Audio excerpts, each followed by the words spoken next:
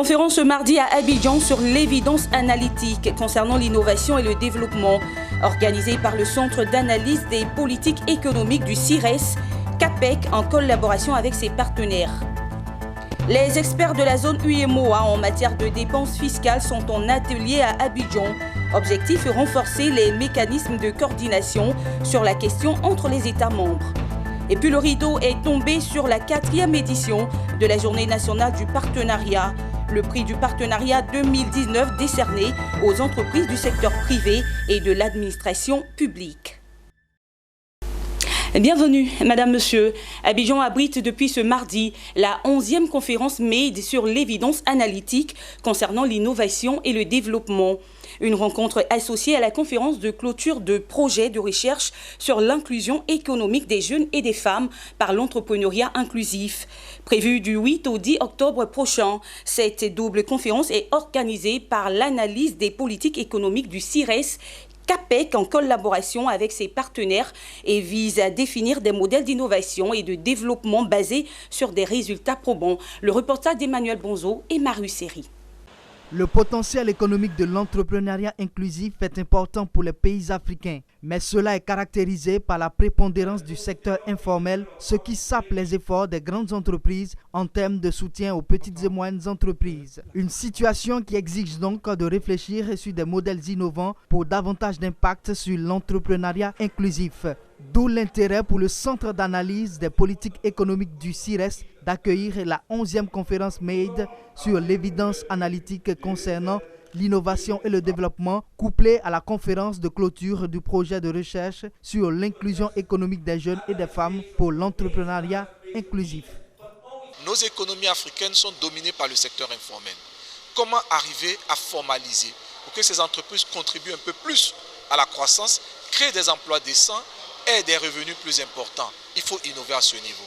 Au niveau des sciences et technologies, comment encadrer les chercheurs, comment inciter les gens à la recherche de manière à ce que des connaissances nouvelles soient décelées, soient mises en œuvre pour qu'on puisse avoir une plus grande production, que ce soit dans le secteur des entreprises que dans tous les secteurs d'activité. Et ensuite, nous travaillerons sur les questions d'inclusion des jeunes et des femmes en regardant comment les intégrer dans la chaîne de valeur des entreprises, de manière à ce que les grandes entreprises puissent les coacher, puissent les aider à avoir accès au crédit, avoir accès au marché, accès à l'information, et ces petits producteurs, ces personnes vulnérables, intégrées dans ces chaînes de valeur, pourront améliorer leur productivité, avoir des revenus plus importants et accroître leur bien-être.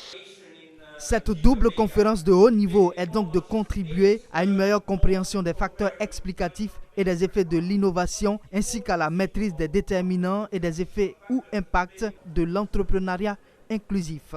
Présent à la cérémonie d'ouverture de cette rencontre, le ministre Souleymane Diarra-Souba du Commerce et de l'Industrie, en compagnie de la représentante du ministre de la Femme, de la Famille et de l'Enfant, a relevé dans son adresse tous les efforts du gouvernement à améliorer l'environnement autour des entreprises. Pour favoriser l'innovation, le gouvernement ivoirien a entrepris depuis 2012 différentes initiatives. Il s'agit notamment de l'adoption de la loi relative à l'enseignement supérieur et de la loi portant orientation et programmation de la recherche scientifique et de l'innovation technologique. L'élaboration également et l'adoption d'un document de politique d'innovation et de vulgarisation des technologies avec l'appui de la JICA. La mise en place d'un fonds d'appui à la recherche et à l'innovation, FONARI, doté d'un montant de 500 millions de francs CFA. Les femmes et les jeunes constituent la majorité de la population contribuant au processus de production. Cela implique donc de trouver des modèles d'innovation basés sur des résultats probants. En avance à la matière, cette rencontre va s'inspirer du modèle canadien en termes d'innovation et d'entrepreneuriat inclusif. Cette conférence de haut niveau à Abidjan réunit plusieurs pays venus du Burkina Faso, du Botswana, du Togo, du Canada, du Bénin, du Kenya, d'Afrique du Sud et co-organisée avec l'Université des Nations Unies aux Pays-Bas. L'évaluation de dépenses fiscales dont les États membres de l'UEMOA est au centre d'un atelier régional d'échange et de partage d'expériences. L'objectif étant de contribuer à l'amélioration de l'intégration sous-régionale à travers le renforcement des mécanismes de coordination entre les États membres de l'UEMOA. Cet atelier se déroule à Abidjan du 8 au 11 octobre. Le reportage de Daniel Kodjo et Richard Akeke. 4 jours durant, du 8 au 11 octobre, les experts fiscalistes de la zone UEMOA échangent à Abidjan autour de la question de l'évaluation de dépenses fiscales. Les réflexions permettront de disposer d'informations pertinentes en vue d'apprécier à sa juste valeur l'impact à la fois budgétaire, économique et social des avantages fiscaux que les États accordent à certaines entreprises dans divers secteurs d'activité. L'élaboration d'un rapport sur l'impact des avantages fiscaux permet de répondre aux objectifs suivants. 1. Maîtriser les coûts des exonérations fiscales. 2. Assurer une meilleure organisation et un bon suivi de ces mesures. 3. Garantir la transparence. Et 4. Apprécier l'efficacité et les rationaliser en vue d'assurer que les objectifs économiques ou sociaux qui ont motivé leur octroi ont été atteints. Le manque à gagner que constituent les dépenses fiscales doit faire l'objet d'un suivi rapproché selon Adam Assal. Une affirmation approuvée par Sio Ouattara Abou, directeur général des impôts de Côte d'Ivoire, pour qui cet atelier est d'une importance capitale. Pour lui, cette rencontre permettra de trouver des solutions face aux exonérations fiscales évaluées à coût de plusieurs milliards de francs CFA. Les exonérations fiscales se sont chiffrées à 329 milliards CFA en 2016, 360 milliards en 2017 et 342 milliards francs CFA en 2018, soit en moyenne plus de 10% des recettes fiscales et 1,5% du PIB. C'est dit donc les défis qui attendent nos administrations fiscales en termes de mobilisation de ressources, mais également en termes d'évaluation de la dépense, parce que ces exonérations ne sont rien d'autre que des dépenses fiscales. Les chiffres interpellent les États membres de l'UEMOA sur les défis majeurs et les stratégies à mettre en œuvre par les administrations pour renforcer la mobilisation des recettes fiscales. La définition et l'identification des dépenses fiscales, l'identification des données et périmètres d'évaluation des dépenses fiscales, l'appréciation de l'impact économique et social des dépenses fiscales sont entre autres les thématiques qui meublent ces échanges. C'est dans une ambiance plutôt festive et détendue que s'est achevée la 4e édition de la Journée nationale du partenariat. Une édition axée sur les enjeux et défis de la croissance inclusive pour une Côte d'Ivoire émergente.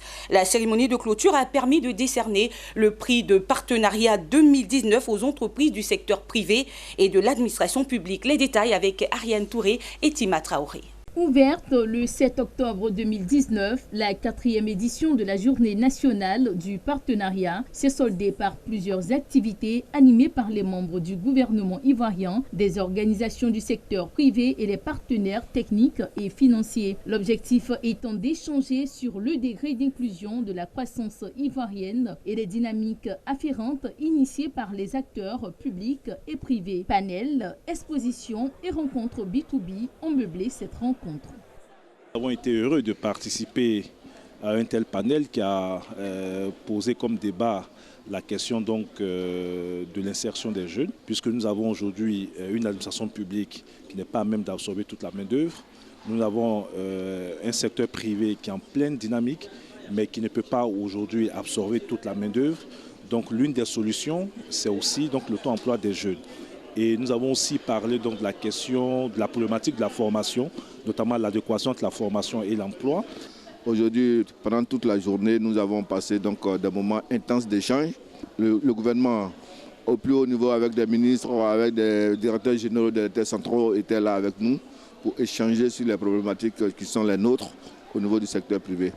Outre les assises, la journée nationale du partenariat a été l'occasion de décerner le prix du partenariat État-secteur privé aux acteurs du secteur privé de l'administration publique. Le prix du partenariat administration publique a été décerné à la Direction générale des douanes, celui du partenariat secteur privé à l'Union des grandes entreprises industrielles. Quant au prix du partenariat point focal du comité de concertation État-secteur privé, il est revenu à la Direction générale de la décentralisation et du développement local et le prix du partenariat cadre paritaire sectoriel à l'Observatoire de la célérité des opérations de dédouanement. Le dialogue secteur public, secteur privé continue à avancer, à s'améliorer en Côte d'Ivoire et je crois que c'est important. Le GECI a reçu un prix comme étant quelque part un des meilleurs partenaires dans ce dialogue pour la période qui vient de s'écouler. Je pense que c'est mérité grâce à une direction exécutive et toute une équipe extrêmement efficace, parfois combative, même quand il le faut, pour dialoguer avec l'État dans des conditions qui permettent d'améliorer le climat des affaires.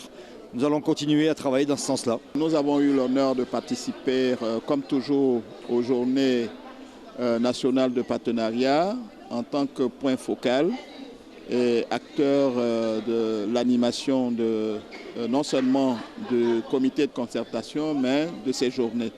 Nous pensons que la thématique qui a été abordée cette année est une thématique majeure dans la mesure où ça retrace toute l'actualité de notre économie, de notre croissance, à travers les indicateurs qui nous sont donnés. La journée nationale du partenariat est une plateforme de concertation État-secteur privé qui se veut un cadre de définition des perspectives de collaboration pour un partenariat judicieux entre l'écosystème État-secteur privé. Après la cérémonie de clôture, nos reporters ont recueilli quelques réactions des participants. Nous les écoutons. Pour moi, la journée a été très riche. Je vois que le rôle important des entreprises privées est très reconnu. Je vois qu'il y a eu un énorme travail, beaucoup de groupes de travail. La restitution qu'on vient d'entendre était très intéressante et riche. Des action points, comme on dit en anglais, qui sont très solides et intéressantes. Et je suis ravi de ce que j'ai vu. Merci à Madame Fadiga Mariam, secrétaire nationale pour le comité de concertation entre le secteur privé et le secteur public et à toute son équipe. Ça a été un succès. On a pu mobiliser tous les acteurs du privé et du secteur public. On a eu le patronat, on a eu la FIPME, on a eu le MPME, etc. Et on a pu mobiliser également tous les acteurs clés du secteur public, donc tous les programmes également. L'agence Acadie, spécialisée dans le marketing social, a procédé au lancement de ses activités au cours d'une conférence de presse le lundi à Abidjan. La communication et changement de comportement. Acadie Côte d'Ivoire, un outil de transformation sociale pour générer des changements de comportement. C'est le thème qui a animé cette conférence de presse, nous disent Mireille Okou et Ayouba Doumbia. Un thème en corrélation avec la promotion des techniques du marketing social pour un changement de comportement des populations pour le développement du pays. Spécialisée dans le marketing social et en gestion d'événements humanitaires, l'agence Acadie a pour objectif d'accompagner les institutions, notamment les ONG, à générer des transformations sociales et à contribuer à l'amélioration des conditions de vie des populations. On travaille à partir de systèmes mis en place, des systèmes axés sur le marketing social, bien évidemment, pour appuyer les institutions, les ONG, à permettre un changement de comportement, à permettre l'atteinte de leurs objectifs stratégiques. Et c'est de pouvoir adopter dans tous leurs programmes des principes axés sur le marketing social. Donc, comment travailler pour un changement de comportement. Alfred Dommoussa, directeur général de l'Institut des sciences et techniques de la communication d'Abidjan, ISTC, a salué cette initiative. Pour lui, l'agence Acadie Côte d'Ivoire contribuera effectivement au changement de comportement à travers les services qu'elle apportera tant aux institutions qu'à l'État. Je pense que la révolution peut être individuelle, mais la révolution peut être aussi collective. Et c'est pour ça qu'il faut passer par une entreprise comme celle que nous donne à voir et à expérimenter Acadie Côte d'Ivoire, Acadie Afrique. Il faut prendre des initiatives. Il faut être son propre employeur, il faut être l'employeur des autres. Et je pense que c'est l'exemple que Acadie vient de donner à toute la jeunesse ivoirienne, à tous les diplômés. L'agence Acadie Côte d'Ivoire, née en août 2019, est la 3e agence de marketing social en Côte d'Ivoire. Elle offre des services en renforcement de capacités en marketing social et communication, gestion d'événements humanitaires, services conseils et ateliers. Ecobank Côte d'Ivoire engagée à lutter contre les maladies non transmissibles. Cela s'est traduit par une action communautaire dénommée la journée Ecobank ou Ecobank Day en faveur des populations des communes de Port-Boué et de Yopougon. Elle a consisté en des séances de sensibilisation de dépistage des cancers de sein pour les femmes et de la prostate pour les hommes. Le reportage d'Emmanuel Bonzo et Marius Seri. Initiative annuelle, le groupe Ecobank a célébré sa journée à responsabilité sociétale dénommée Ecobank Day. Le temps d'une journée, l'institution bancaire troque ses activités commerciales pour des actions communautaires en faveur de la population. Pour cette 7e édition, la Banque panafricaine s'est engagée à lutter contre les maladies non transmissibles. Cette année, la lutte porte sur le cancer de sein chez les femmes et le cancer de la prostate chez les hommes. Des maladies aux incidences désastreuses pour la vie des populations. Pour marquer la journée, Ecobank Côte d'Ivoire, avec à sa tête son directeur général, Paul-Harry Etnard, a, avec les populations de Port-Boué et Yopougon, sillonné les artères des deux communes. Dans la ferveur de la marche, Ecobank a montré son esprit de solidarité avec les populations de ces communes. Nous voulons démontrer notre implication sur la cause. La cause est une cause importante qui touche toutes les populations de Côte d'Ivoire. Et par ce geste, Ecobank veut montrer qu'il est un acteur dans la société. C'est de demander à toutes les populations de Côte d'Ivoire d'aller faire le dépistage pour le cancer de la prostate pour les hommes et le cancer du sein pour les femmes. C'est le message qu'on lance aujourd'hui avec toute l'équipe. Un intérêt pour la banque de partager cette valeur de solidarité avec ses partenaires et les populations. Cela traduit par des actions de sensibilisation sur les maladies non transmissibles, par des séances de dépistage du cancer de la prostate et du sein et la prescription de doses de déparasitants. Nous voulons plutôt apprendre aux femmes à s'examiner, ce qu'on appelle l'auto-examen des seins. Cet auto-examen des seins qui se fait généralement chez les personnes en menstruation. Concernant aujourd'hui la prostate, notre événement, ce sera de faire les prélèvements et puis les examens seront réalisés et lorsque les résultats seront disponibles, les patients seront avisés afin de récupérer les résultats. Pour les bénéficiaires, de telles campagnes méritent d'être régulièrement menées pour soulager les populations de certaines maladies. Merci au directeur d'Ecobank. Merci à toute son équipe. Nous, avec cet âge, on a quand même un peu d'appréhension, beaucoup d'appréhension sur les renseignements sur la maladie, notamment la prostate. Et qu'aujourd'hui, c'est l'occasion où bon, peut-être on sera mieux situé, mieux informé, mieux renseigné pour pouvoir la maîtriser. Je vois que c'est une bonne action pour la population. Quelquefois, on apprend l'argent, quelquefois, la mammographie, c'est 35 000. Donc, si c'est bon, permettre à la population de pouvoir faire un dépistage, c'est bon. À partir d'Ecobank Day 2019, la Banque panafricaine s'engage les 3 prochaines années à combattre les maladies non transmissibles et contribuer à les prévenir. Situé à 68 km de Biancouma, Sipilou est le département le plus enclavé de la région du Tonkouy, dans l'ouest de la Côte d'Ivoire, constate notre reporter Théodore Kanga. En saison pluvieuse, ce département reste coupé du pays en raison des routes impraticables. À cela s'ajoute la vétusté des infrastructures sanitaires. Les populations de Sipilou appellent le conseil régional à l'aide. Sipilou est un département dans la région du Tonkouy, dans l'ouest de la Côte d'Ivoire. Enclavé depuis des lustres, population, opérateurs économiques, cadres, autorités administratives et politiques appellent au secours. Sipilou est sinistré. La route de Sipilou est sinistrée.